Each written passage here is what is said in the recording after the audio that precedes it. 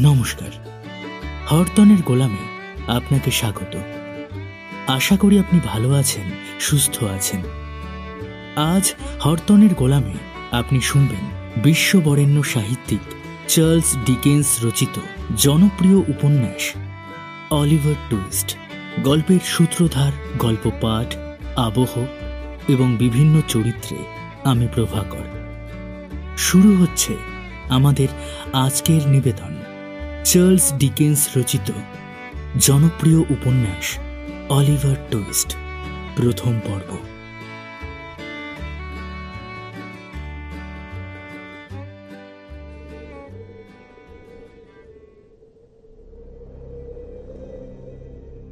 একশো বছর আগের ইংল্যান্ড। এক নিশুতি রাতে লন্ডন শহরের প্রায় ৭০ মাইল দূরে জনমানবহীন সড়কের ওপর দিয়ে চলেছে এক তরুণী। সঙ্গী সাথী কেউ নেই তার। সে যাবে কাছাকাছি কোনো একটা বড় শহরে। অনেক দূর থেকে আসছে সে, শরীরে একটা ভারী বোঝা নিয়ে। ঘন কুয়াশায় ঢাকা চারদিক, তাই পথের নিশানা মাঝে মাঝে হারিয়ে ফেলছে সে। তবুও তার পথ চলার বিরাম নেই। দেহ তার ক্রমেই অবশ হয়ে পড়ছে। ক্ষতবিক্ষত পা নিয়ে হাঁটতে আর পারে না সে, কিন্তু তবু তাকে এগিয়ে যেতেই হবে। বেহুশ হয়ে পড়ার আগে তাকে শহরে পৌঁছতেই হবে। তাই কোনো রকমে সে দেহটাকে টেনে হিঁচড়ে এগিয়ে নিয়ে যায় শহরের দিকে, বাঁচার তাগিদে। কুয়াশার আবরণ ভেদ করে একটা চলমান লণ্ঠনের ফিকে আলো নজরে পড়ে তরুণীর। এবারে সে পা চালায় তাড়াতাড়ি। মনে তার আশার আলো জেগে উঠেছে। নিজের কথা সে আর ভাবে না। এখন সে বাঁচাতে চায় তার ভাবী সন্তানকে। কিন্তু সে আর হাঁটতে পারে না। যন্ত্রণায় মাটিতে লুটিয়ে পড়ে সে। দেহের সেই অসহ্য যন্ত্রণায় গোঙাতে থাকে সে। মাটি হাতড়ে হাতড়ে কিছুটা পথ এগোবার চেষ্টা সে করে, কিন্তু শেষে বেহুঁশ হয়ে পড়ে থাকে পথের মাঝে। ধুলো আর রক্তে মাখামাখি হয় তার সারা দেহ। কিছুক্ষণের মধ্যেই সেই লণ্ঠনের আলো এগিয়ে এসে তরুণীর সারা দেহে ছড়িয়ে পড়ল। চকিতে ব্যাপারটা বুঝতে পেরে লণ্ঠনের মালিক তখনই তরুণীকে নিজের কাঁধে তুলে নিয়ে পাড়ি দিল শহরের দিকে। শহরের এক ধারে অন্ধকার এক গলির ভেতর একটা ভাঙা পোড়ো বাড়ি। দরজায় কাঠের ওপর লেখা অনাথ আশ্রম। মৃতপ্রায় তরুণীকে নিয়ে আসা হলো সেখানে। আশ্রমের বারান্দায় তাকে ফেলে রেখে লোকটি ছুটে গেল আশ্রমের ডাক্তারকে ডাকতে। তার হাঁক ডাকে আশ্রমের বাসিন্দা অনাথা স্যালি বুড়ি ছুটে এলো। প্রয়োজনের তাগিদে স্যালি বুড়ি কখনো কখনো ধাইয়ের কাজও করে থাকে। স্যালি বুড়ির ছোট্ট ঘরেই মূর্ছিতা তরুণীটি শেষে আশ্রয় পেল। হাতে পায়ে গরম সেঁক দেবার পরে ধীরে ধীরে জ্ঞান ফিরে এলো তার। স্যালি বুড়ির হেফাজতে তাকে রেখে ডাক্তার চলে গেলেন অন্য ঘরে। কিছুক্ষণ বাদেই জন্ম হল একটি শিশুর। সেই তরুণীর রক্তহীন পাণ্ডুর ঠোঁট দুখানি নড়ে উঠল। অস্ফুট কণ্ঠে এসে বলে ওঠে, আমার কাছে ওকে নিয়ে এসো। মরার আগে আমার সন্তানকে একবার দেখতে দাও। এই বলে সে অতি কষ্টে বালিশ থেকে ঘাড় তুলে পাশেই তার নবজাত শিশুর কপালের ওপর নিজের ঠোঁট চেপে ধরে এলিয়ে পড়ল। ডাক্তার এসে নাড়ি টিপে বললেন, সব শেষ। মৃতার জন্য শোক করার কেউ নেই, তাই অবহেলা ভরে লাশ ঢেকে দিয়ে ডাক্তার চলে গেলেন।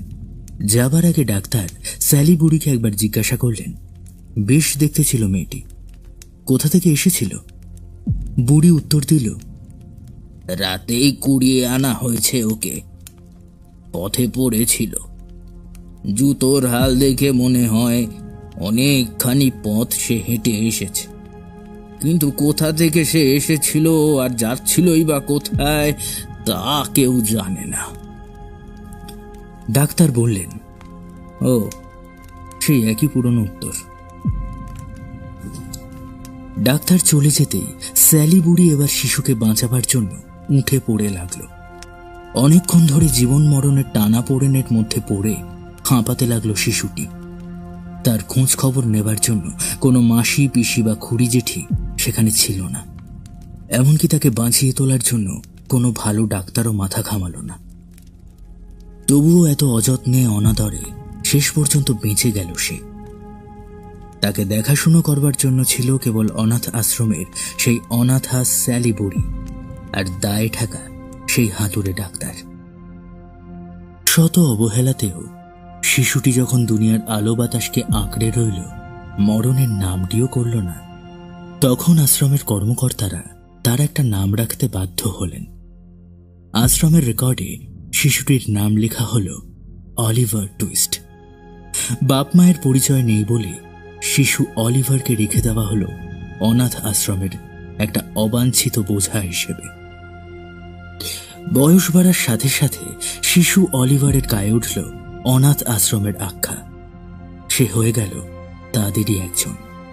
আধপেটা খাওয়া কেনা গোলাম যারা, কিল চর আর গালমন্দ সয়ে যারা বেঁচে থাকে দুনিয়ায়, যাদের ঘেন্না করে সবাই কিন্তু দয়া কেউ করে না, অনাথ আশ্রমের সেই অসহায় শিশুদের একজন অলিভার। মাস 10 পরে শিশু অলিভারকে পাঠিয়ে দেওয়া হলো 3 মাইল দূরে অনাথ আশ্রমের অন্য এক কর্মকেন্দ্রে। যেসব ছোট ছোট ছেলে আইন ভেঙে পুলিশের হাতে ধরা পড়ত, তাদের ওই কর্মকেন্দ্রে আটকে রাখা হতো। সেখানে থাকত সেরকমই 20-30 জন কিশোর অপরাধী। নিষ্পাপ শিশু অলিভারের সঙ্গী হতো তারা।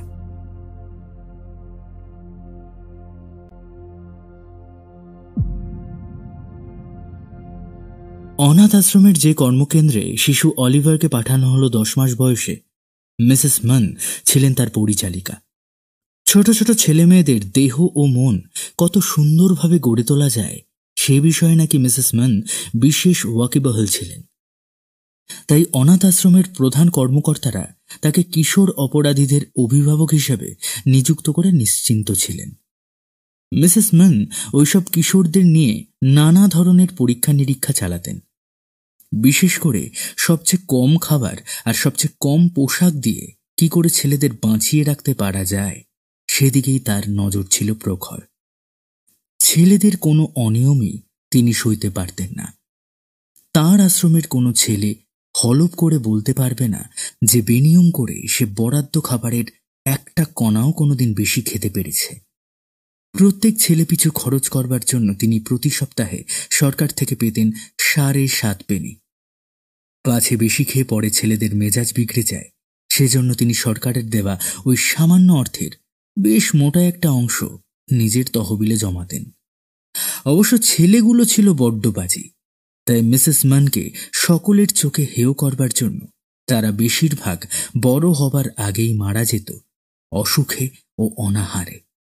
যদি কোনো রকমে তাদের কেউ বেঁচে থাকত, তাহলে কত কম খাবারে মানুষ প্রাণ বাঁচিয়ে থাকতে পারে তার একটা নমুনা হিসাবে দুনিয়ার সামনে তাকে তুলে ধরা যেতে পারত। মিসেস ম্যানের দেওয়া আদর্শ খাবারের নিয়মিত খেয়ে অলিভারের বয়স যখন 9 বছর হল, তখন তার রোগা লিকলিকে ছোটখাটো চেহারা আর সাদা চামড়ার দিকে চেয়ে কেউ অনুমানই করতে পারত না যে তার দেহের কোথাও 1 ফোঁটা রক্ত আছে। কিন্তু বাপ মায়ের কাছ থেকে পাওয়া বা প্রকৃতির দেওয়া এমন একটা জিনিস সে পেয়েছিল তার দেহে ও মনে, যা মিসেস মানের শত চেষ্টাতেও খোয়া গেল না। তার সরল, সুন্দর, নিষ্পাপ মুখের দিকে তাকিয়ে সকলেরই তাকে ভালোবাসতে ইচ্ছা করত। সেদিনটা ছিল অলিভারের 9ম জন্মতিথি।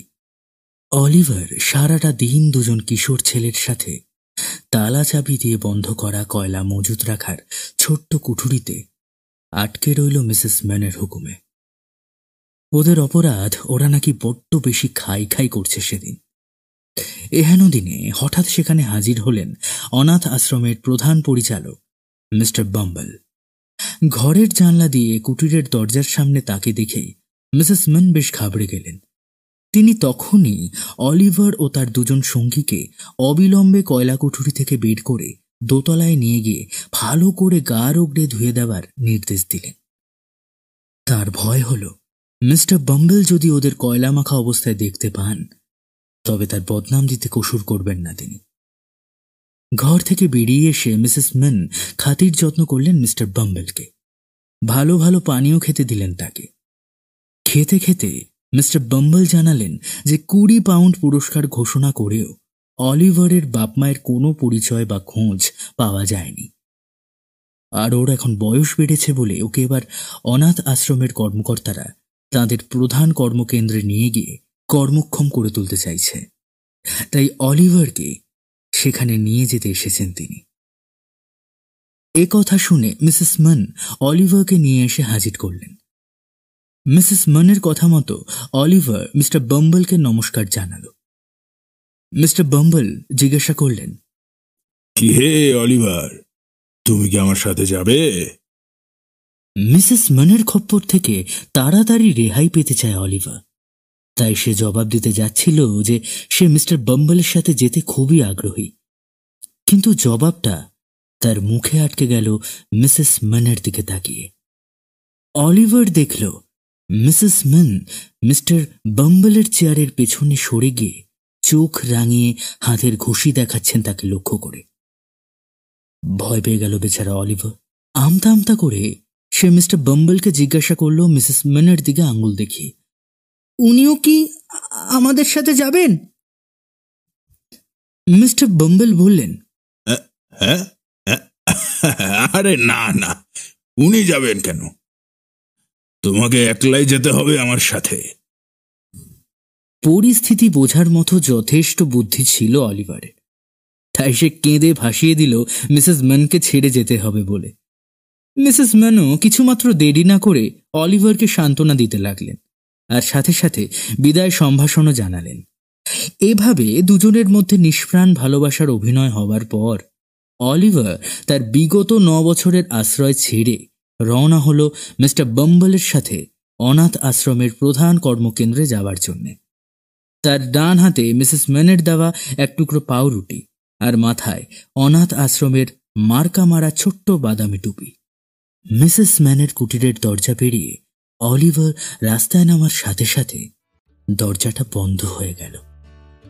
পেছন ফিরে তাকিয়ে তা দেখতে পেয়েই অলিভারের চোখে জল এলো। যে কুটিরের ভেতরে অলিভার কোনোদিন একটা দরদ ভরা কথা কারোর মুখ থেকে শোনেননি, যেখানে সে কেবল পেয়েছে লাঞ্ছনা আর গঞ্জনা, যেখানে খিদের সময় খাবারের বদলে সে পেয়েছে তাড়না, সেই মিসেস ম্যানের কুটির ছেড়ে চলে আসার সময় তার মুখে নেমে এলো সুখের ছায়া। যেসব বন্ধুদের সে রেখে এলো ওই কুটিরে, তাদের দুঃখময় জীবনের কথা ভাবতে ভাবতে সে পথ চলতে লাগলো। এই বিশাল দুনিয়ায় অচেনা পথে এবার থেকে তাকে একা চলতে হবে।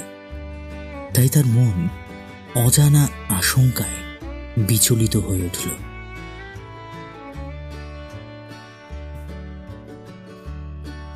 বালক অলিভারকে হাঁটিয়ে নিয়ে গেলেন মিস্টার বাম্বল।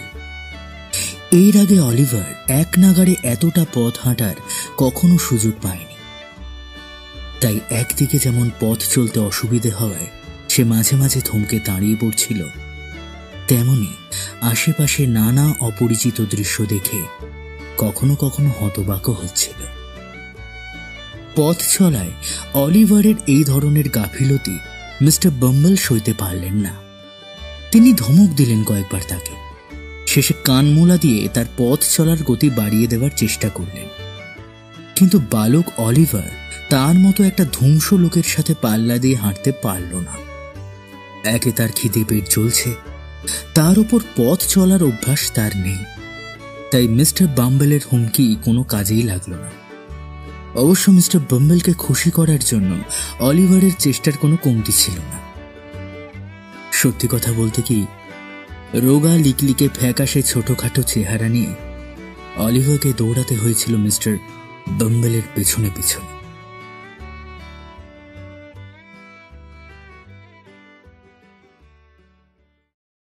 এভাবে অলিভারকে টেনে হিঁচড়ে নিয়ে গিয়ে মিস্টার বাম্বল যখন অনাথ আশ্রমের প্রধান কর্মকেন্দ্রে হাজির হলেন, তখন সন্ধ্যা হয়ে গেছে। এসেই শুনলেন যে আশ্রমের কর্মকর্তাদের সভা শুরু হয়ে গেছে, আর অলিভারকে নিয়ে সবাই হাজির হওয়ার জন্য তার ঘন ঘন ডাক এসেছে সভাপতি মিস্টার লিমকিনের কাছ থেকে। এই কথা শোনা মাত্র মিস্টার বাম্বল অলিভারকে 2-4 মিনিট বিশ্রাম করবার সুযোগ না দিয়েই তাকে বগল দাবা করে টানতে টানতে হন্তদন্ত হয়ে সবাই হাজির হলেন। কর্মকর্তাদের সবাই হাজির হয়ে অলিভার দেখল 8-10 জন ভদ্রলোক একটা মস্ত বড় টেবিলকে ঘিরে চেয়ারে বসে কথাবার্তা বলছেন, আর মাঝে মাঝে কতগুলো লেখা কাগজ পড়ছেন। তাঁদের মধ্যে একজন একটু উঁচু চেয়ারে বসে আছেন। অলিভারকে টেবিলের দিকে এগিয়ে দিয়ে মিস্টার বাম্বল বললেন, অলিভার, ওদের নমস্কার জানাও। ওরাই তোমাকে এতদিন খাইয়ে পড়িয়ে মানুষ করেছেন। খিদের জ্বালায় আর পথশ্রমে অলিভারের চোখে বিন্দু বিন্দু জল জমেছিল। চোখের জল মুছে নিয়ে সে টেবিলের সামনে দাঁড়িয়ে নমস্কার জানালো কর্মকর্তাদের।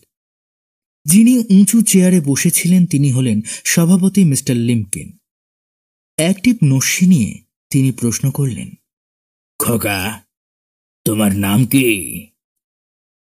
প্রশ্নের সাথে সাথে এতগুলো লোককে তার মুখের দিকে একভাবে তাকাতে দেখেই অলিভার ঘাবড়ে গেল। ভয় ঠকঠক করে তার পা কাঁপছিল, গলা শুকিয়ে কাঠ হয়ে গিয়েছিল। তাই বিড়বিড় করে সে যা জবাব দিল তা সকলে শুনতে পেলেন না। কর্মকর্তাদের কেউ কেউ মন্তব্য করলেন, ছেলেটা আস্ত একটা গাধা। কেউ কেউ আবার বললেন, পেট ভরে খাওয়ানোর ফলে ছেলেটার মাথার ঘিলু মোটা হয়ে গেছে। মিস্টার বাম্বেল এবার অলিভারের পেছনে দাঁড়িয়ে 2-1টা চিমটি কাটলেন। ফলে অলিভার তার নুয়ে পড়া পা দুটো খাড়া করে ঠাঁয়ে দাঁড়িয়ে রইল পরবর্তী প্রশ্নের জন্য। মিস্টার লিমকিন আবার প্রশ্ন করলেন, খোকা, তুমি বোধহয় জানো না যে তুমি একজন অনাথ। তাতে কি হয়েছে? অলিভার জবাব দিয়ে বসল। এবার হাসির রোল উঠল সবার মাঝে। অলিভার যে নিরেট গাধা সে বিষয়ে কর্মকর্তাদের মধ্যে আর কোনো সন্দেহ রইল না। মিস্টার লিমকিন অলিভারের দিকে তাকিয়ে আবার বললেন, তুমি নিশ্চয়ই জানো যে তোমার বাপ মা নেই বলে আমরা তোমাকে খাইয়ে পড়িয়ে মানুষ করেছি, তাই না? কাঁদো কাঁদো গলায় অলিভারের ছোট্ট জবাব শোনা গেল, হ্যাঁ। মিস্টার লিমকিন বললেন, তোমাকে এবার শিখিয়ে পড়িয়ে কোনো কাজের লায়ক করে তোলার জন্য এখানে আনা হয়েছে। কাল ভোর 6টা থেকে দড়ি পাকানোর কাজে লেগে যাবে, বুঝেছ? অলিভারের মুখ দিয়ে আর কোনো জবাব বেরোল না। মিস্টার বাম্বেল অবশ্য আর দেরি না করে অলিভারকে টানতে টানতে একটা বড় হল ঘরে নিয়ে এসে তারই এক কোণে একটা ময়লা বিছানায় শুইয়ে দিলেন। অলিভার ফুঁপিয়ে ফুঁপিয়ে কাঁদতে কাঁদতে কখন যে ঘুমিয়ে পড়ল, কেউ আর তার কোনো খোঁজ রাখল না। এমনকি খাবার জন্যেও তাকে কেউ ডাকতে এলো না। ওদিকে কর্মকর্তারা সভা শেষ করার আগে অনাথ আশ্রম পরিচালনার ব্যাপারে কতগুলো নিয়ম কানুনের গুরুতর রদবদল করলেন। তার মধ্যে একটা বিষয় হল অনাথ ছেলেদের খাবার পরিমাণ বিষয়। কর্মকর্তারা সবাই জ্ঞানী গুণী দার্শনিক লোক। তাঁরা অনেক ভেবেচিন্তে ঠিক করলেন যে অনাথ ছেলেদের বেশি পরিমাণে খাবার দেওয়া হচ্ছে, ফলে তারা দিন দিন গাধা হয়ে যাচ্ছে। অকর্মার ঢেকির মতো তারা নিশ্চিন্তে আরামে দিন কাটাচ্ছে। তাই এবার থেকে খাবার পরিমাণ এমনভাবে কমাতে হবে যাতে অনাথ ছেলেরা আশ্রমকে তাদের আড্ডাখানা করে তুলতে না পারে, আর খিদের জ্বালায় কাজকর্মের দিকে মন দিতে পারে। এই উদ্দেশ্যে তাঁরা আশ্রমের খাবার জলের সরবরাহ বাড়িয়ে দিলেন, আর ছেলেদের মাথা পিছু রোজ 3 বারে 3 হাতা জবের ছাতুর তৈরি পাতলা লপসি, সপ্তাহে 2 বার একটি করে পেঁয়াজ এবং প্রতি রোববারে 8খানা রুটি বরাদ্দ করলেন। নতুন ব্যবস্থা মতো খাবার দেবার ফলে অনাথ আশ্রমের প্রথম প্রথম খরচ বেড়ে গেল। কেননা অনাথ ছেলেরা না খেতে পেয়ে ধীরে ধীরে আরও লিকলিকে হবার ফলে তাদের জামাগুলো বড্ড বেশি ঢিলে হয়ে গেল, আর তাদের জামা পাল্টাতে বাড়তি খরচের ধাক্কা সইতে হলো। তাছাড়া অনাথ ছেলেরা বেশি সংখ্যায় মরতে লাগলো বলে অনেক খরচ হলো। কেননা একজনের কয়েক বছরের খাবার খরচের চেয়ে তাকে কবর দেওয়ার খরচ ছিল বেশি। কর্মকর্তারা সবাই ছিলেন খাঁটি খ্রিশ্চান, তাই কবর দেওয়ার বদলে লাশগুলো তারা জলে ফেলে দেওয়ার ব্যবস্থা করতে পারলেন না, পাছে তাদের ধর্ম নষ্ট হয়ে যায়। প্রথম 3 মাস অলিভার ও তার সঙ্গীরা মুখ বুজে শুয়েছিল অনাহারের জ্বালা। সকলেই খাবার সময় 1 হাতা করে লপসি খেয়ে আঙুল চুষত অনেকক্ষণ ধরে, আর হ্যাংলার মতো তাকিয়ে থাকত লপসির হাতার দিকে।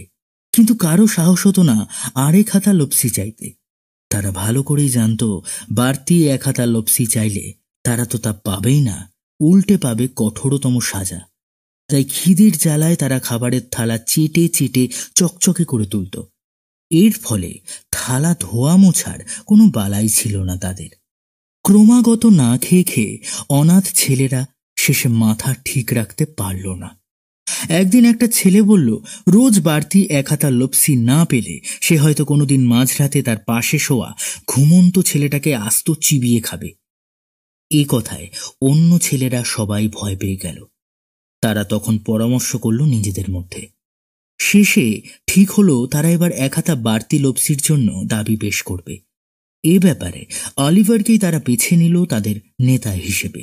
অলিভারই সর্বপ্রথম 1 হাতা বাড়তি লপসি চাইবে, তারপর ধীরে ধীরে বাকি সবাই এই দাবি নিয়ে এগিয়ে যাবে।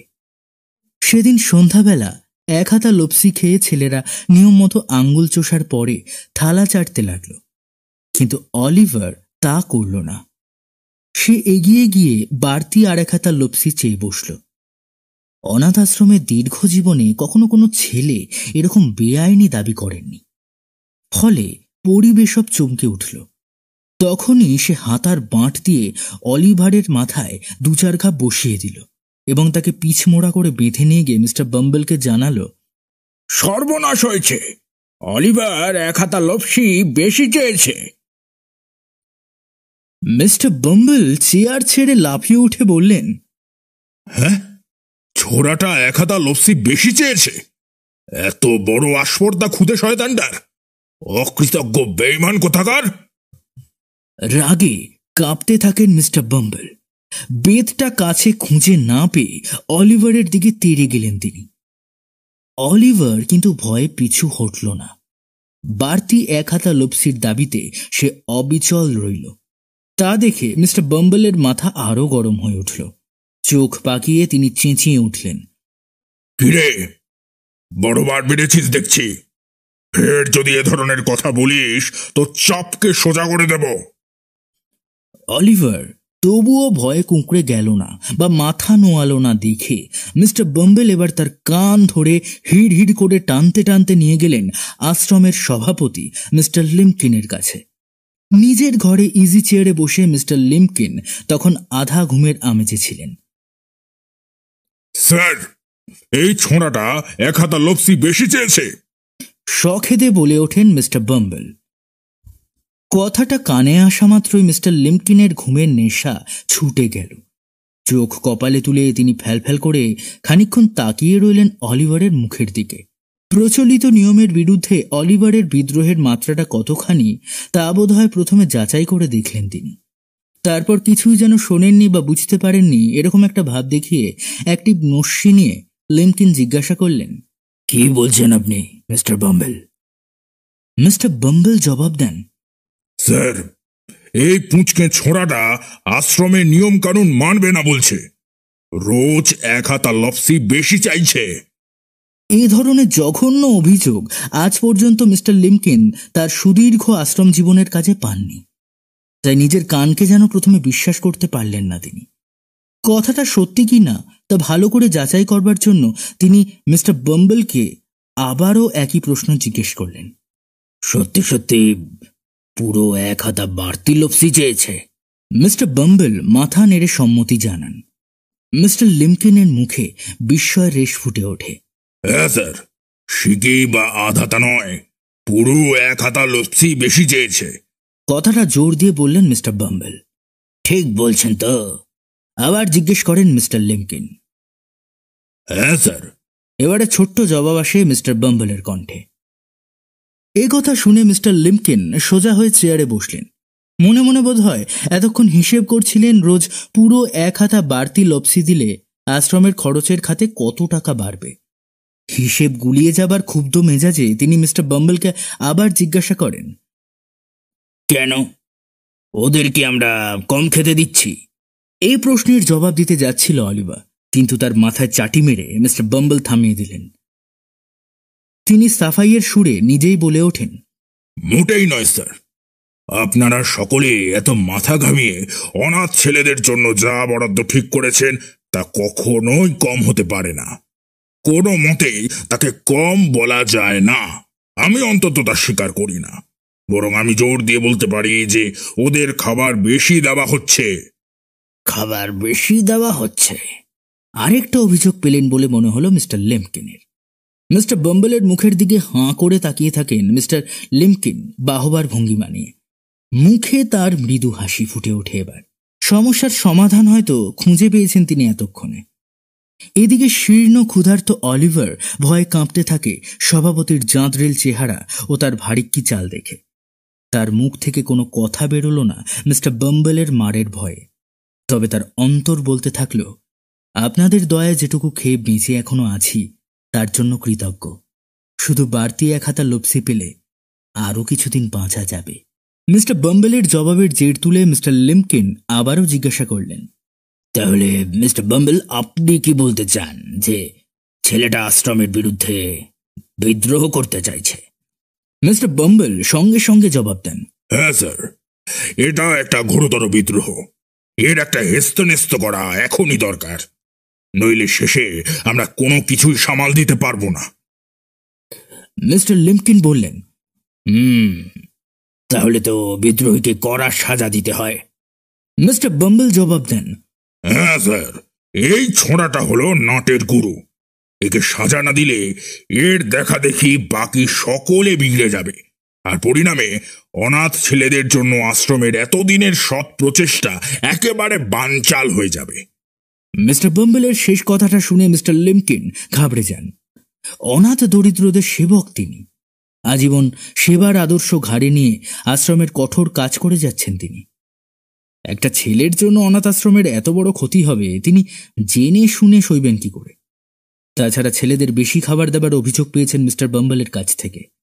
অগত্যা কর্মকর্তাদের সভা ডেকে বসলেন মিস্টার লিমকিন। সভার বিচার্য বিষয় হল বাড়তি 1 হাতা লপসি চেয়ে অলিভার টুইস্ট নামে এক বালকের বিদ্রোহ ঘোষণা আশ্রমের বিরুদ্ধে। মিস্টার লিমকিনের হুকুমে সেদিন থেকে অলিভারকে অন্ধকার সেলে আটকে রাখা হলো। অনেক ভেবেচিন্তে অনাথ আশ্রমের কর্মকর্তারা শেষ পর্যন্ত ঠিক করলেন অলিভারকে আশ্রম থেকে বিদায় করতেই হবে।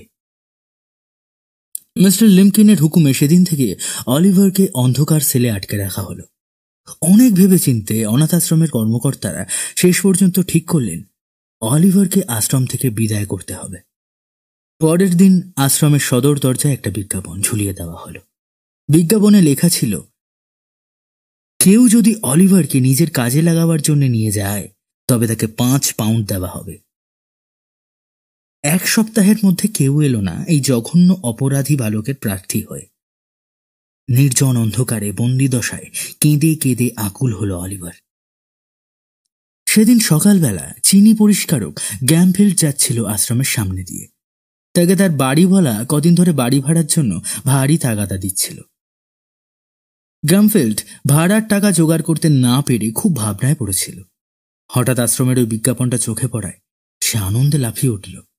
তখনই অনাথ আশ্রমের কর্মকর্তাদের কাছে গিয়ে অলিভারকে নিজের সহকারী হিসেবে পাওয়ার জন্য আবেদন জানালো। অনেক দর কষাকষির পরে কর্মকর্তারা তাকে 5 পাউন্ডের জায়গায় 3.5 পাউন্ড দিয়ে তার হাতে অলিভারকে সঁপে দিতে রাজি হলেন। তারপর অলিভার আর গ্যামফিল্ডকে নিয়ে মিস্টার বাম্বেল ম্যাজিস্ট্রেটের কাছে গেলেন। তার অনুমতি ছাড়া অলিভারকে লাগানো যাবে না চিমনি পরিষ্কার করবার কাজে, কেননা এ কাজ করবার আগে কয়েকজন বালক দম বন্ধ হয়ে মারা গেছে। ম্যাজিস্ট্রেট প্রথমে আপত্তি করলেও শেষ পর্যন্ত রাজি হয়ে এসেছিলেন, কিন্তু সব বিগড়ে দিল অলিভার। সে গ্যামফিল্ডের চ্যাপটা মুখে কি যেন দেখে এমন ভয় পেল যে কিছুতেই তার সাথে যেতে চাইল না। ম্যাজিস্ট্রেটও তাই মত দিলেন না। অলিভারকে ফিরিয়ে এনে সেই অন্ধকার সেলে আবার আটকে রাখা হলো এবং পরদিন অনাথ আশ্রমের সদর দরজায় আবার একটা বিজ্ঞাপন টাঙানো হলো। অলিভারকে ভাড়া দেওয়া হবে এবং যে ভাড়া নেবে তাকে 5 পাউন্ড দেওয়া হবে। অনেকদিন পরেও অলিভারকে ভাড়া নেবার জন্য কেউ এগিয়ে এলো না দেখে কর্মকর্তারা তাকে বিদেশে কোথাও ছোকরা চাকর হিসেবে পাঠিয়ে দেওয়ার চেষ্টা করতে বললেন মিস্টার বাম্বেলকে। মিস্টার বাম্বেল চলে গেলেন লন্ডনে জাহাজি ব্যাপারীদের কাছে, কিন্তু তাতে সফল হলেন না তিনি। আশ্রমে ফিরে আসার পথে তার দেখা হলো মিস্টার সোয়ারবেরির সাথে। মিস্টার সোয়ারবেরির পেশা হলো কফিন তৈরি করা ও লাশ কবর দেওয়ার ব্যবস্থা করা। কথায় কথায় মিস্টার বাম্বেল অলিভারের ব্যাপারে নিজের হয়রানির কথা মিস্টার সোয়ারবেরিকে বললেন। নানা কারণে মিস্টার বাম্বেলের সাথে মিস্টার সোয়ারবেরির স্বার্থ জড়িত ছিল, কেননা মিস্টার বাম্বেল ছিলেন একজন পাদ্রী। পাদ্রীর সাহায্য পেলে কফিনের ব্যবসায় ভালো রকম পসার বাড়িয়ে তোলা যায়। তাই মিস্টার বাম্বেলকে খুশি করবার জন্য অলিভারকে নিতে মিস্টার সোয়ারবেরি রাজি হয়ে গেলেন তক্ষুনি। মিস্টার বাম্বেল ছুটে গেলেন মিস্টার লিম্পকিনের কাছে খবরটা দিতে। ঠিক হলো সেদিন সন্ধ্যার পর অলিভারকে পাচার করে দেওয়া হবে মিস্টার সোয়ারবেরির বাড়িতে। সেদিন রাতে মিস্টার বাম্বেলের সাথে অলিভার হাজির হলো মিস্টার সোয়ারবেরির বাড়িতে। খোলা জানলা দিয়ে তাদের আসতে দেখে মিস্টার সোয়ারবেরি বেরিয়ে এসে চেঁচিয়ে উঠলেন, অগিন্নি, দয়া করে একবার বাইরে আসবে কি? মিসেস সোয়ারবেরি বেরিয়ে এলেন। অলিভারকে দেখেই তিনি মন্তব্য করলেন, ভারী ছোট যে। তা বটে, বলে মিস্টার বাম্বেল এমনভাবে তাকালেন অলিভারের দিকে যেন ছোট হবার জন্য সেই দায়ী। তারপর মিস্টার বাম্বেল বললেন, ছোট তবে বড় তো হবে। তা হবে, গুণ আছে আমাদের দানা পানির, তবে আশ্রমের ছেলেদের দিয়ে যতটা কাজ পাওয়া যায় তার চেয়ে খরচ হয় বেশি ওদের পুষতে, বললেন মিসেস সোয়ারবেরি। তারপর অলিভারকে নিয়ে একটা সরু সিঁড়ি বেয়ে হাজির হলেন একটা অন্ধকার ভ্যাপসা রান্নাঘরে এবং তাকে কিছু বাসি মাংস খেতে দেওয়ার জন্য হুকুম করলেন পরিচারিকাকে। মাংস! জিভে জল এলো অলিভারের। অনাথ আশ্রমে অবস্থাটি কোনোদিন খেতে পায়নি সে। অলিভারের মাংস খাওয়া শেষ হলে মিসেস সোয়ারবেরি বলে উঠলেন, সবটা খেয়ে ফেললি? ভবিষ্যতে অলিভারের খোরাক যে কি দাঁড়াতে পারে মনে মনে তার হিসেব করে শিউরে উঠলেন তিনি। মিসেস সোয়ারবেরি তারপর অলিভারকে দোকান ঘরে নিয়ে গিয়ে বললেন, যা ওই টেবিলটার তলায় গিয়ে ঘুমো। কফিনের পাশে ঘুমোতে ভয় পাবি নাকি রে? তা ভয় করলে কোনো উপায় নেই, ওখানেই ঘুমোতে হবে তোকে। দোকান ঘরের দরজা বন্ধ করে তার মধ্যে একলা শুয়ে চারদিকের কফিনগুলোর দিকে তাকিয়ে ভয়ে ঘামতে ঘামতে একসময় ঘুমিয়ে পড়ল অলিভার। ঘরের দরজায় দুরুম দরাম লাথির আওয়াজ শুনে অলিভারের ঘুম ভাঙল ভোরে। উঠে দরজা খুলে দিতেই ঘরে ঢুকলো একটা ধাড়ি ছেলে, রুটি মাখন খেতে খেতে। তাকে খরিদ্দার ভেবে অলিভার জিজ্ঞাসা করল, আপনার কফিন চাই নাকি? ছেলেটা এই কথা শুনে খেপে গিয়ে বলল, এই, ফের যদি এরকম কথা বলিস তো তোকে কফিনে শোয়াবো, বুঝেছিস? আমি কি জানিস? আমি হচ্ছি নোয়া ক্লেপল, তোর ওপরওয়ালারে হতভাগা। এই বলে সে একটা লাথি মারল অলিভারকে। এই সময় বাড়ির পরিচারিকাটি সকালবেলার জলখাবার নিয়ে এলো। নোয়ার জন্য সে মনিবের খাবার থেকে চুরি করে কিছু মাংস এনেছে, কিন্তু অলিভারের জন্য এনেছে শুধু এক বাটি চা। জলখাবার খেতে খেতে অলিভারের দিকে তাকিয়ে ব্যঙ্গ করতে লাগলো নোয়া। পরিচারিকাকে সে বলল, হতভাগাটিকে দুনিয়ার সবাই দূর দূর করে দিয়েছে, বাপ মারও কোনো হদিস মেলেনি। নোয়াও অনাথ আশ্রমে মানুষ হয়েছে, তবে সে অলিভারের মতো অজ্ঞাত কুলশীল নয়। তার মা ছিল ধোপানি, তার বাপ ছিল লড়াই ফেরত বিকলাঙ্গ মাতাল সৈনিক। চিরকাল প্রতিবেশী বালকদের বিদ্রূপ সয়ে এসেছে নোয়া। আজ নিজের চেয়েও হীন ও অসহায় একটি ছেলেকে নিজের কবজায় পেয়ে সে তার গায়ের ঝাল মেটাতে লাগল। পরিচারিকা শার্লটিও এ বিষয়ে নোয়ার জুড়ি ছিল। সেও অলিভারকে নানাভাবে হেনস্থা করতে লাগল। অনেক পোড় খাওয়া ছেলে অলিভার, তাই নীরবে হাসি মুখে সব কিছু সইতে লাগল, শুধুমাত্র সুদিনের আশায়। এত নিপীড়নের মাঝে অলিভারের একটা সান্ত্বনা ছিল যে তার মনিব তাকে মোটামুটি ভালো চোখেই দেখতেন। মিস্টার সোয়াবেরির কাজের ঝক্কি ঝামেলা বেশি, তাকে প্রায়শই এখানে ওখানে ছোটাছুটি করতে হয় কবরের ব্যবস্থা করতে। ভালোভাবে কাজকর্ম করতে পারলে 2-4 পয়সা বাড়তি রোজগারও হয় তার। তাই অলিভারকে মিস্টার সোয়ারবেরি মাঝে মাঝে সঙ্গে নিয়ে যেতেন তার সাথে সাহায্য করবার জন্য। মনিবকে খুশি করবার জন্য অলিভারের আগ্রহ ছিল আন্তরিক। তাই অতি অল্প দিনেই মিস্টার সোয়ারবেরি বুঝতে পারলেন যে অলিভার বাস্তবিকই কাজের ছেলে এবং তার উপর ছোটখাটো কাজের ভার দিয়ে নির্ভর করা যায়। মাসখানেক পরে অলিভারের বিষয়ে গিন্নিকে বললেন মিস্টার সোয়ারবেরি, বেশ দেখতে হয়েছে ছেলেটি, হ্যাঁ, কিন্তু কেমন যেন একটা বিষাদের ছায়া আছে ওর মুখে। স্বামীর একথা শুনে মিসেস সোয়ারবেরি কিন্তু খুশি হলেন না। স্বামীর সব কথারই তিনি সমালোচনা করতেন কড়া ভাষায়, কাজেই অলিভারের ব্যাপারেও তিনি ব্যতিক্রম হলেন না। অলিভারের বিষয়ে স্বামী যে বড় বাড়াবাড়ি করছেন এ কথা শুধু মনে করিয়ে দিলেন মিসেস সোয়ারবেরি। মিস্টার সোয়ারবেরির সুনজরে আসার ফলে তাড়াতাড়ি অলিভারের পদোন্নতি হয়ে গেল। দোকানে যারা কফিন কিনতে আসতো তাদের সব যাত্রায় শোক প্রকাশ করবার জন্য একজন লোক রাখতে হতো মিস্টার সোয়ারবেরিকে। তাতে কফিন বেচার সুবিধে হতো। অলিভার সেই পথটা পেয়ে গেল। কয়েক মাস ধরে নোয়ার অত্যাচার নীরবে সয়ে আসছিল অলিভার। অলিভারের পদোন্নতিতে নোয়ার হিংসে আরও বেড়ে গেল, ফলে তার অত্যাচারের মাত্রাও বেড়ে গেল। একদিন রান্নাঘরে অলিভার ও নোয়া খাওয়ার জন্য পাশাপাশি বসল। তাদের পরিবেশন করবে পরিচারিকা, কিন্তু মনিব গিন্নির ডাকে সাড়া দিয়ে সে কি একটা অন্য কাজে ব্যস্ত রইল। এর ফলে অলিভার ও নোয়াকে খাবার টেবিলে অপেক্ষা করতে হলো খানিকক্ষণ। সুযোগ সুবিধে পেলেই নোয়া অলিভারের ওপর জোর জুলুম চালিয়ে নানাভাবে অত্যাচার করত। সেদিনও তাই নোয়া অলিভারের পাশে চুপ করে বসে থাকতে পারল না। অলিভারকে খেপাবার জন্য খাবার টেবিলের ওপর নিজের পা তুলে দিল নোয়া। অলিভার ওদিকে নজরই দিল না। তাতে আরও চটে গিয়ে নোয়া অলিভারের চুল ধরে হ্যাঁচকা টান মেরে কান মুলে দিল। অলিভার তবু কাঁদল না, কোনো প্রতিবাদও করল না। তাতেও যখন অলিভারকে খেপাতে পারল না নোয়া, তখন সে কুৎসিতভাবে অলিভারকে প্রশ্ন করল, রে হতভাগা, তোর মায়ের খবর কি রে? হ্যাঁ? অলিভার বলল, তিনি মারা গেছেন, তার সম্বন্ধে আমাকে কিছু জিজ্ঞাসা করো না।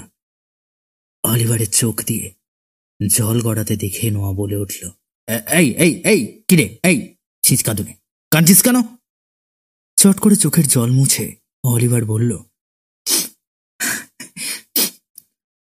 তোমার ভয়ে কাঁদিনি, কিন্তু খবরদার আমার মায়ের সম্বন্ধে কখনো কোনো কথা বলো না।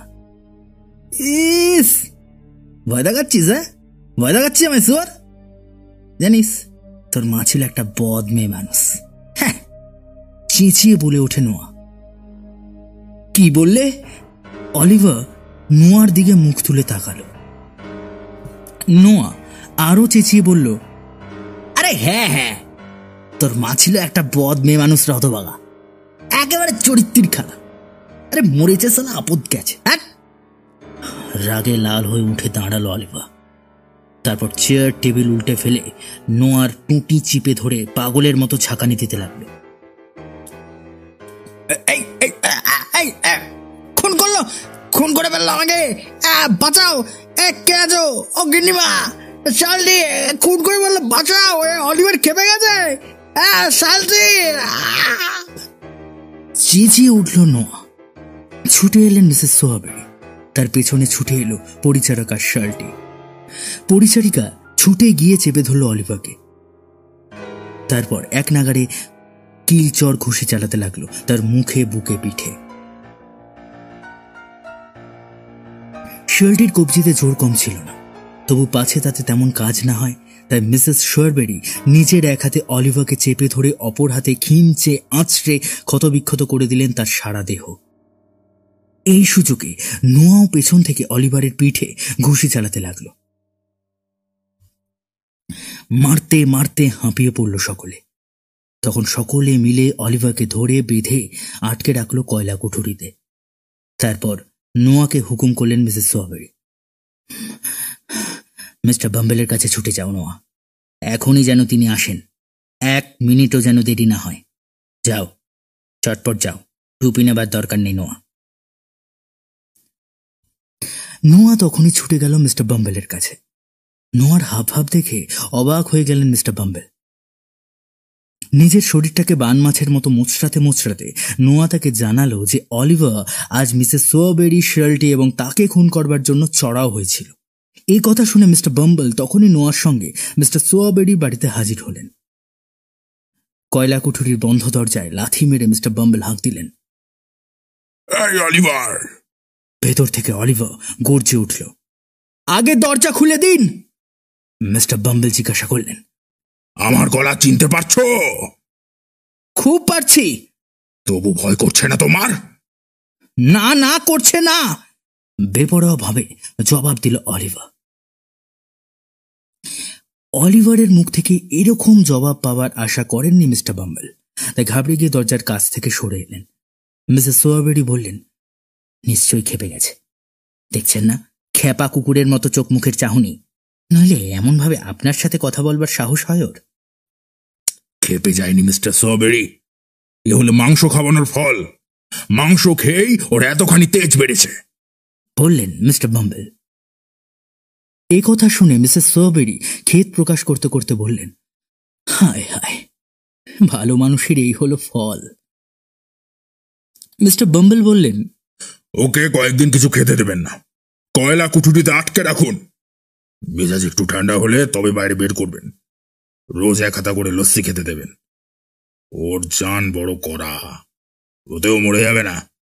ওর মতো ওর মায়ের জানও ছিল বড় কড়া। ডাক্তার ও নার্স দুজনেই বলেছিল, ওর মা যতটা কষ্ট সয়ে বহু দূরের পথ হেঁটে এসেছিল, তা সামান্য একটু ভদ্র ঘরের কোনো মেয়ে সইতে পারত না। মিস্টার বাম্বেলের শেষের কথাগুলো শুনে অলিভার কুঠুরির ভেতরে দাপাদাপি শুরু করে দিল। এমন সময় মিস্টার সোয়াবেরি বাড়িতে ফিরে সব শুনলেন। তিনি কয়লা কুঠুরির দরজা খুলে অলিভারকে জামার কলার ধরে টেনে নিয়ে এলেন বাইরে। তারপর একটা ঝাঁকি দিয়ে সজোরে তার কানে একটা ঘুষি মেরে তিনি বললেন, হ্যাঁ, এই বুঝি তোর ভালো মানুষই, নোয়াকে মেরেছিস কেন? অলিভার শান্ত গলায় বললে, আমার কোনো দোষ নেই, ও আমার মাকে যা তা গালাগালি দিয়েছে। মিসেস সোয়াবেরি বললেন, দিয়ে থাকলেই বা কি, সে যা বলেছে তোর মা তো তাই ছিল। না, ছিল না, প্রতিবাদ করল অলিভার। মিসেস সোয়াবেরি জোর দিয়ে বললেন, ছিল বই কি, মিথ্যে কথা, গর্জে উঠল অলিভার। একটা ছোট ছেলে, তাও আবার চাকর, তার মুখের ওপর তাকে মিথ্যাবাদিনী বলল। মিসেস সোয়াবেরি দুঃখে অভিমানে কেঁদে ফেললেন। স্ত্রীর চোখে জল দেখে মিস্টার সোয়াবেরি ধৈর্য হারিয়ে ফেলে অলিভারকে এমন বেদম পিটলেন যে মিসেস সোয়াবেরি তাতে খুশি হলেন এবং মিস্টার বাম্বেলের বেদ চালাবার আর দরকার পড়ল না। সেদিন রাতে একলা অন্ধকার ঘরে শুয়ে অনেকক্ষণ ধরে কাঁদল অলিভার। তারপর ভোরের প্রথম আলো ফুটে ওঠার সঙ্গে সঙ্গে নিজের সামান্য জামা কাপড়ের একটা পুঁটলি করে নিয়ে ঘরের দরজা খুলে চুপি চুপি সে বেরিয়ে পড়ল মিস্টার সোয়াবেরির বাড়ি ছেড়ে অচেনা অজানা পথে।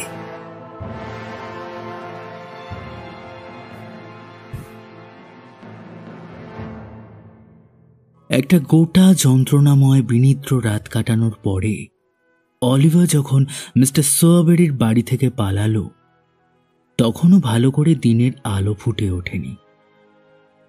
অলিভার কয়েক পা করে এগোয় আর ভীত সন্ত্রস্ত হয়ে পেছন ফিরে ফিরে দেখে। সে ভাবে কেউ যেন তাকে তাড়া করে আসছে। এভাবে ভয়ে ভয়ে পথ চলার পরে প্রায় বেলা 8টা নাগাদ 5 মাইল পথ পেরিয়ে গেল সে। দুপুর পর্যন্ত এক নাগারে হাঁটার পর পথের পাশে মাইলস্টোনের পাশে সে বসে পড়ল। এতক্ষণ ধরে সে ওদের নাগাল থেকে পালিয়ে আর যাতে ধরা না পড়ে সে কথাই ভাবছিল, কিন্তু এবার প্রথম ভাবতে শুরু করলো তার ভবিষ্যতের কথা। কোথায় গেলে ভালো হয় আর কিভাবে বাঁচার চেষ্টা করবে সে। যে মাইলস্টোনের পাশে সে বসেছিল তাতে লেখা ছিল লন্ডন শহরের দূরত্ব সেখান থেকে 70 মাইল। লন্ডন শহরের নাম শুনেই বালক অলিভারের মনে একটা নতুন আশা জাগল। একটা মস্ত বড় শহর, সেখানে গেলেই সে হারিয়ে যাবে একটা বিশাল জনস্রোতে। কেউ, এমনকি মিস্টার বাম্বলও তাকে খুঁজে পাবে না। তাছাড়া সে শুনেছে যে সেখানে নানা ধরনের কাজ পাওয়ার উপায় আছে। এইসব 7-5 ভেবে সে আবারও হাঁটা শুরু করল। সে মনে মনে ঠিক করল, হোক না 70 মাইল, তবুও সে পায়ে হেঁটেই লন্ডনে যাবে। মাইল 5 হাঁটার পরে সে আবারও বসে পড়ল। তার ছোট পুঁটলির মধ্যে এক টুকরো রুটি, একটা মোটা জামা আর 2 জোড়া মোজা ছিল। তাছাড়া তার কাছে একটা পেনিও ছিল। পেনিটা সে কাউকে কবর দেওয়ার পর দান হিসাবে পেয়েছিল। কিন্তু এই শীতের দিনে আরও প্রায় 65 মাইল হাঁটবে কিভাবে, সেটা ভেবেই সে শিউরে উঠতে লাগল।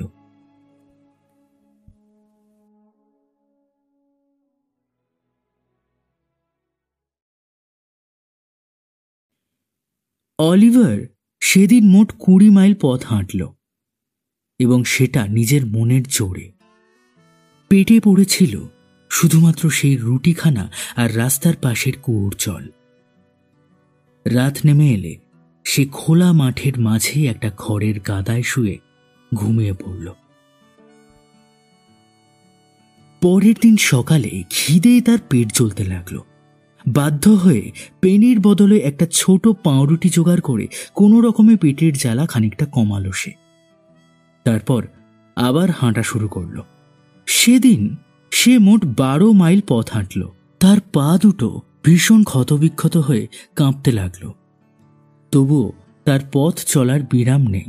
পরের দিন হাঁটা শুরু করবার সময় তার আর পা ফেলার ক্ষমতা ছিল না বললেই চলে। একটা ছোট পাহাড়ের তলায় সে একটা গাড়িকে আসতে দেখল। তাকে গাড়িতে তুলে নিয়ে পাহাড়ের চড়াইটুকু পার করে দেবার জন্য সে অনেক অনুরোধ করল, কিন্তু তার কথায় কেউ কান দিল না। গাঁয়ের মাঝ দিয়ে চলবার সময় অলিভারের সবচেয়ে মুশকিল হল পথকুকুরগুলোর জন্য। তাদের তাড়ায় কোনো গাঁয়ে বসবার উপায় ছিল না তার। একেতে সে অপরিচিত, তার উপর দিনহীন ছেঁড়া পোশাকে তাকে দেখে গাঁয়ের ছেলেরা তাকে চোর মনে করে কুকুর লেলিয়ে দেবার ভয় দেখিয়ে তাড়া করল। তাছাড়া বড় বড় সাইনবোর্ডে লেখা ছিল যে যদি কেউ ভিক্ষা করে তবে তাকে জেলে পাঠানো হবে। এর ফলে না খেয়ে মরলেও সে হাত পাততে সাহস করল না। শেষ পর্যন্ত একটা দয়ালু বুড়ি এবং একজন গেটকিপারের অযাচিত সাহায্যের জন্য অলিভার সে যাত্রা বেঁচে গেল।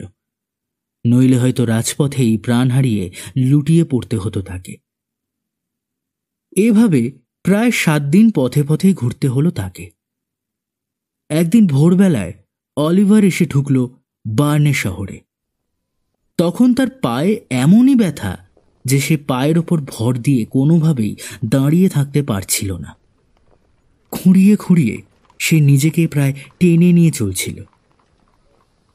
এরপর হাঁটতে না পেরে একটা বাড়ির দরজায় সে ধপ করে বসে পড়ল, কিন্তু কারোর কাছে ভিক্ষা চাইবার প্রবৃত্তিও তার হলো না।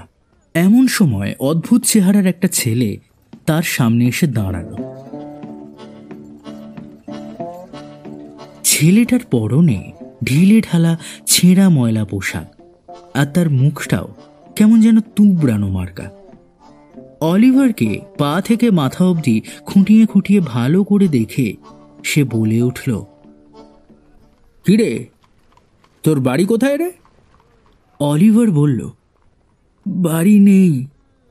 ছেলেটা এবার একটু দরদ দেখিয়ে বলল, ও বুঝেছি, পিঠে কিছু পড়েছে খাবার দাবার, না কিছু জোটেনি? অলিভারের চোখ ছলছল করে উঠল। বলল, না, খিদে আর দাঁড়াতে পারছি না। আহা, আয় আমার সাথে আয়, আর কাঁদিস না, আয়, আমি তোর সব ভার নিচ্ছি, চল। এই বলে ছেলেটা অলিভারের হাত ধরে নিয়ে চলল। যেতে যেতে সে একটা সরাইখানায় ঢুকে কিছু রুটি মাংস কিনে অলিভারকে খাওয়ালো। অলিভার গোগ্রাসের রুটি মাংস খেতে লাগলো। খাওয়ার পর্ব শেষ হলে কথায় কথায় ছেলেটা জানতে পারল যে অলিভার একজন সর্বহারা। এই লন্ডন শহরে শূন্য পকেটে সে এসে পড়েছে। এখানে তার থাকা খাবার কোনো সুযোগই নেই। এবার অলিভারের পিঠ চাপড়ে মুরব্বির মতো ছেলেটা বলল, হ্যাঁ, ভয় নেই রে, আমি তোকে লন্ডনে বিনি পয়সায় থাকা খাবার ব্যবস্থা করে দেবো। অলিভারের দুটো চোখ আবারও ছলছল করে উঠল। কৃতজ্ঞতায় তার মন ভরে উঠল।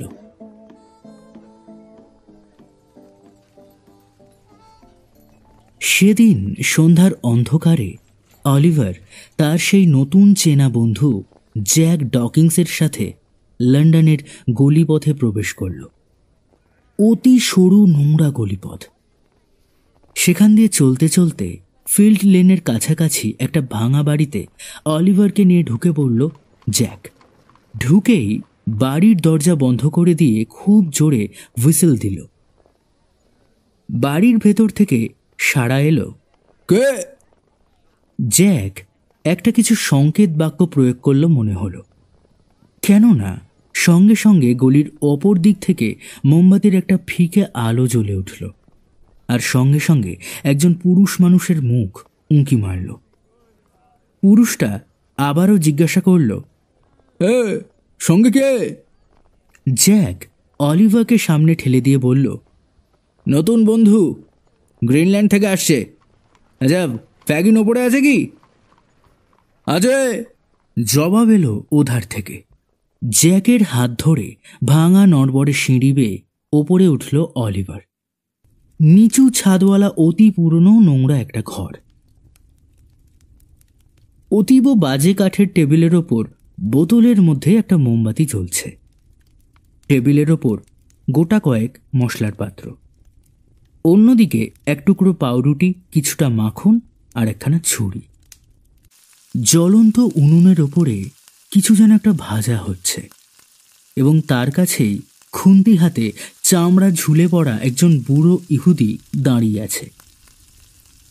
একটা আনলায় এক রাশ রেশমের রুমাল ঝুলছে। পুরনো চট দিয়ে ঘরের মধ্যে কয়েকটা বিছানা পাতা। টেবিলের চারপাশে বসে কতগুলো ছেলে পাইপ টানছে আর কারণ সুধা খাচ্ছে। তারা প্রত্যেকেই জ্যাকেরই বয়সী। জ্যাক এবার বুড়ো ইহুদিকে ফিসফিস করে কি যেন বলল, তারপর অলিভারকে দেখিয়ে চেঁচিয়ে বলল, ফ্যাগিন, এ আমার বন্ধু অলিভার টুইস্ট। ফ্যাগিন বলল, বাড়ি কোথায়? এতদিন কি করতো? অত শত জানি না বাবু, লন্ডনে থাকা খাবার জায়গা নেই, তাই ওর একটা ব্যবস্থা করে দাও তো চট করে। ফ্যাগিন চুপ করে কিছুক্ষণ কি যেন ভাবল, তারপর ঘাড় নেড়ে সম্মতি জানালো। এরপর কিছু খাবার খেয়ে চটের বিছানায় শুতে না শুতেই গভীর ঘুমে অচেতন হয়ে গেল অলিভার। অলিভারের ঘুম ভাঙল অনেক বেলায়।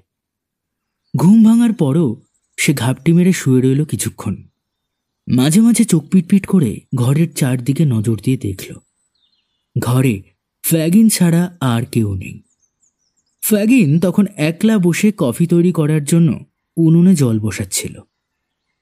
কিছুক্ষণ পরে অলিভারের নাম করে কয়েকবার ডাকলো তাকে, কিন্তু অলিভার সারা শব্দ না দিয়ে মরার মতো পড়ে রইল। ফ্যাগিন ভাবল অলিভার নিশ্চয়ই এখনো অকাতরে ঘুমিয়ে আছে, তাই এই অবসরে তার অলক্ষ্যে নিজের জরুরি কাজটা সেরে ফেলবে সে। ভোরে দলের ছেলেরা বাইরে বেরিয়ে গেলে রোজই ফ্যাগিন ঘরের দরজা বন্ধ করে চুপি চুপি একলা বসে তার এই জরুরি কাজটা সেরে ফেলে, এবং তা কেউ ঘরে আসার আগে। আজ অলিভার ঘরের মধ্যে আছে বলে তার কিঞ্চিত অসুবিধে হচ্ছে, কিন্তু অলিভার এখনো ঘুমোচ্ছে মনে করে সে নিশ্চিন্ত মনে ঘরের দরজা বন্ধ করে কাঠের মেঝে সরিয়ে একটা ছোট খুপড়ির ভেতর হাত ঢুকিয়ে বের করে আনলো নানা রকম চোরাই মাল। হিসেব করে সে দেখল সেগুলো সব ঠিকঠাক আছে কিনা। যেসব ছেলেদের সে আশ্রয় দিয়েছে নিজের ঘরে, তাদের তো পুরোপুরি বিশ্বাস করা যায় না। কখন কে হাত সাফাই করবে তার কি কোনো ঠিক আছে? অলিভার পাশ ফিরে আর চোখে তাকিয়ে দেখল ফ্যাগিন কতগুলো সোনার ঘড়ি নিয়ে নাড়াচাড়া করছে। তাছাড়া আরও কত রকমের বিভিন্ন আকৃতির গয়না ছড়িয়ে রয়েছে তার চারপাশে। সেগুলো সে একটার পর একটা দেখছে আর বিড়বিড় করে কি যেন বলছে, আর বাইরের সামান্য শব্দ শুনেই তার কান খাড়া হয়ে উঠছে। হিসেব শেষ করে ফ্যাগিন চোরাই মালগুলো আবার যথাস্থানে রেখে দিল। এবার সে রুটি কাটার বড় ছুরিটা হাতে তুলে নিতেই অলিভার ভয়ে আঁতকে উঠল। ফ্যাগিনের নজর এড়াতে পারল না সে। ছুটে গিয়ে ফ্যাগিন ঘাড় ধরে অলিভারকে বিছানা থেকে তুলে দিয়ে জিজ্ঞাসা করল, হেই, ঠিক করে বল, কতক্ষণ ঘুম থেকে উঠেছিস? বল। ঘুম জড়ানো সুরের ভান করে অলিভার বলল, এইমাত্র। ফ্যাগিন আবার মেজাজ দেখিয়ে বলল, ঠিক বলছিস তো? আমার সাথে ধোঁকাবাজি করলে ভালো হবে না ফল। অলিভার উদাসভাবে জবাব দেয়, মিথ্যে কথা আমি কখনো বলি না। ফ্যাগিন এবার একটু নরম হয়ে বলল, হ্যাঁ, আচ্ছা আচ্ছা, তোর কথা বিশ্বাস করছি। নে, এবার উঠে হাত মুখ ধুয়ে নে, যা। সেদিন নেহাত বুদ্ধির জোরে অলিভার বেঁচে গেল, নইলে হয়তো লাশ হয়ে ভেসে উঠত নদীর বুকে। অলিভার হাত মুখ ধুয়ে ফ্যাগিনের কথা মতো ঘর সাফ করছে। এমন সময় সেখানে এলো জ্যাক, সঙ্গে চার্লি বেটস। গত রাতে চার্লিকে এই ঘরে পাইপ টানতে দেখেছে অলিভার। মাংস, মাখন আর কফি নিয়ে চারজনে খেতে বসল। খেতে খেতে অলিভারের দিকে একবার আর চোখে চেয়ে জ্যাককে প্রশ্ন করল ফ্যাগিন, সকালে কাজে বেরিয়ে কিছু পেয়েছ কি সোনার চাঁদেরা? জ্যাক বলল, দুখানা পকেট বই। এই বলে সে দুখানা পকেট বই বের করল, একখানা লাল আর একখানা সবুজ। ফ্যাগিন সেগুলো খুব ভালো করে পরীক্ষা করে বলল, এগুলো তেমন ভারী নয়, তবে খুব চমৎকার বাঁধাই। কি বলো অলিভার? অলিভার সায় দিয়ে বলল, হ্যাঁ হ্যাঁ, সত্যি ভারী চমৎকার। এ কথা শুনে চার্লি হো হো করে হেসে উঠল। অলিভার তো অবাক। চার্লি জানালো সে পেয়েছে খান কয়েক রুমাল শুধু। এই বলে সে চারখানা রুমাল বের করে দিল। ফ্যাগিন সেগুলো পরীক্ষা করে বলল, জিনিসগুলো মন্দ নয়, তবে মার্কা দেওয়া দেখছি। মার্কাগুলো তুলে ফেলতে হবে। সঁচ দিয়ে কেমন করে মার্কা তুলতে হয় তা আমরা অলিভারকে শিখিয়ে দেব। কি বলো অলিভার? হ্যাঁ?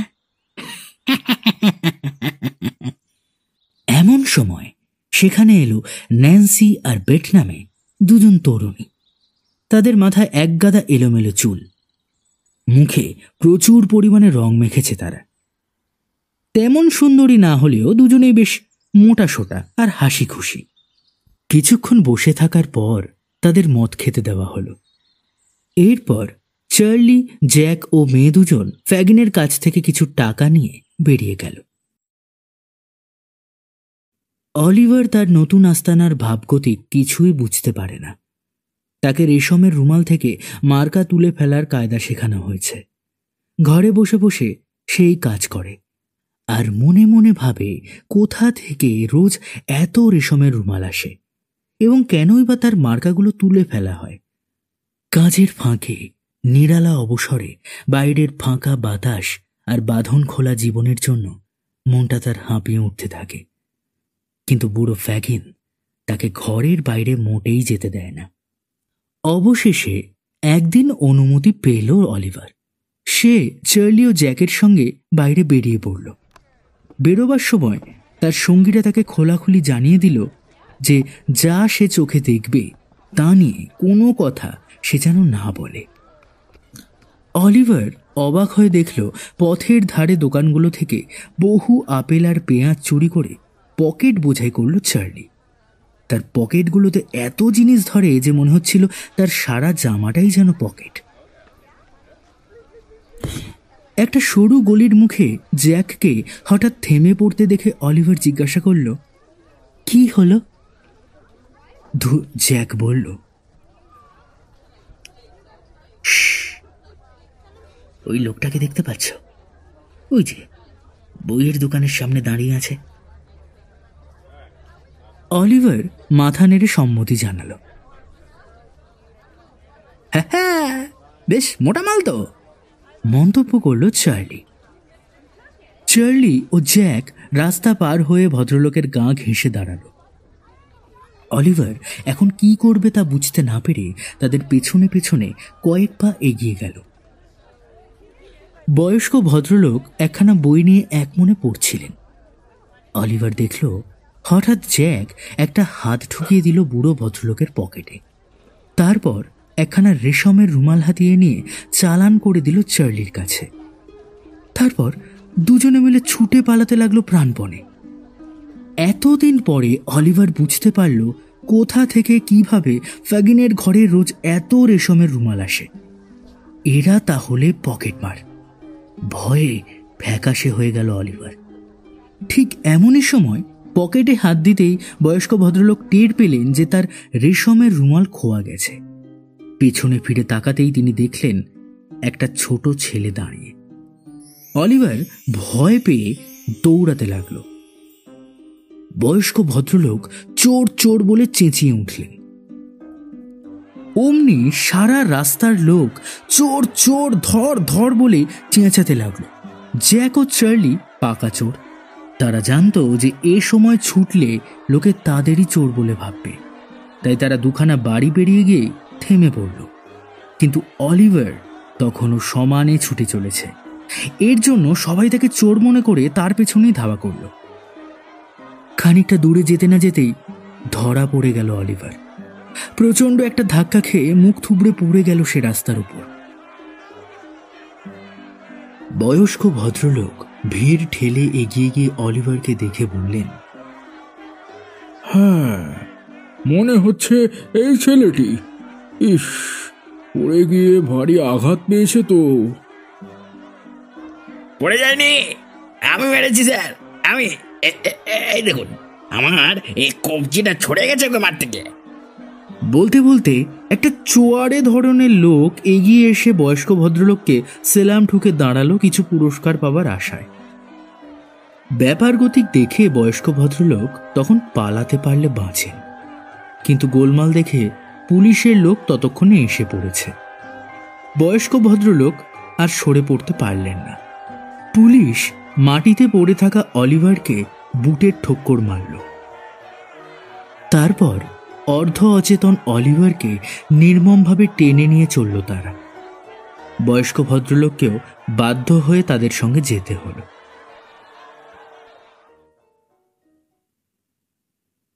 অলিভার আর বুড়ো ভদ্রলোককে সঙ্গে করে নিয়ে পুলিশ আদালতে গিয়ে হাজির হলো। একজন দারোগা জানালেন যে বয়স্ক ভদ্রলোককেও মিনিট খানেকের মধ্যেই ম্যাজিস্ট্রেটের সামনে হাজির হতে হবে।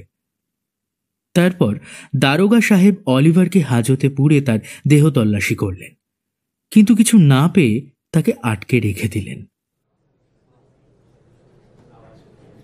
ম্যাজিস্ট্রেটের সামনে হাজির হয়ে বয়স্ক ভদ্রলোক তার নামের কার্ড টেবিলের ওপর রেখে বললেন, নমস্কার হুজুর, এতে আমার নাম ঠিকানা আছে। ম্যাজিস্ট্রেটের মেজাজ সেদিন খুবই বিগড়ে ছিল। কিছুদিন আগে একটা মোকদ্দমায় তিনি যে রায় দিয়েছিলেন সে নিয়ে একটা প্রবন্ধে স্থানীয় দৈনিক কাগজে জোরালো সমালোচনা বেরিয়েছে।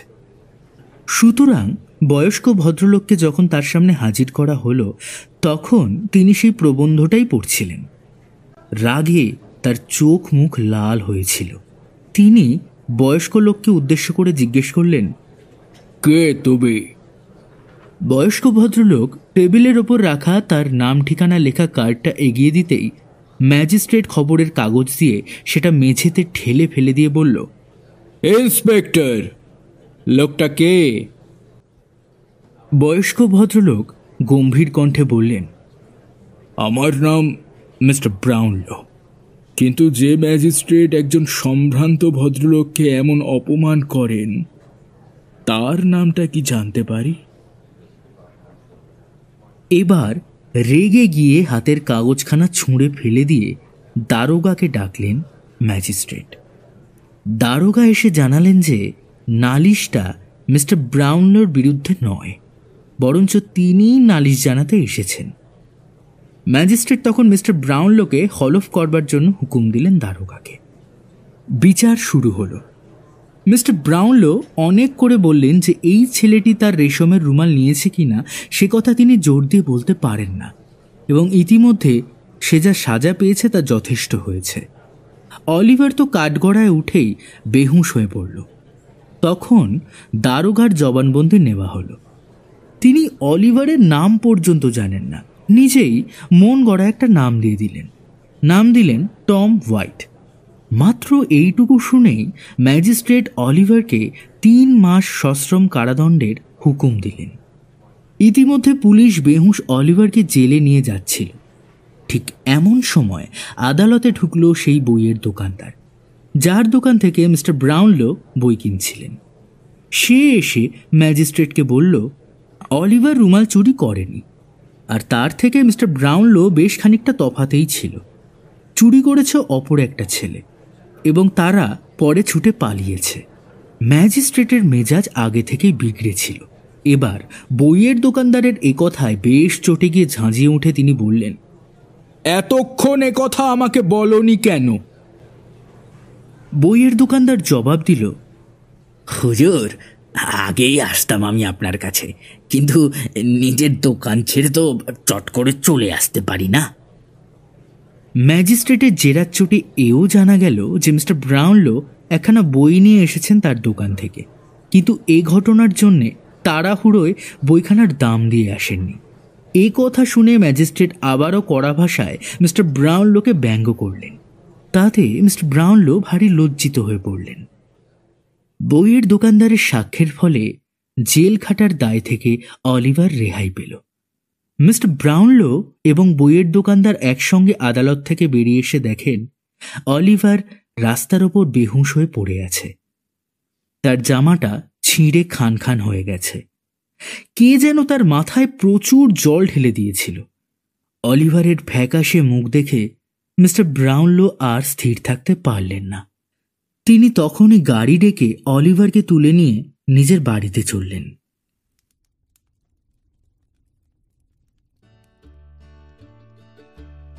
শেষ হলো আমাদের আজকের নিবেদন চার্লস ডিকেন্স রচিত বিখ্যাত উপন্যাস অলিভার টুইস্ট এর প্রথম পর্ব। আমার উপস্থাপনা যদি আপনাদের ভালো লেগে থাকে তবে চ্যানেলটি অবশ্যই সাবস্ক্রাইব করে বেল আইকনটি ক্লিক করে দিতে ভুলবেন না। পরবর্তী পর্ব নিয়ে খুব তাড়াতাড়ি ফিরে আসবো আমি। সবাই ভালো থাকবেন, সুস্থ থাকবেন।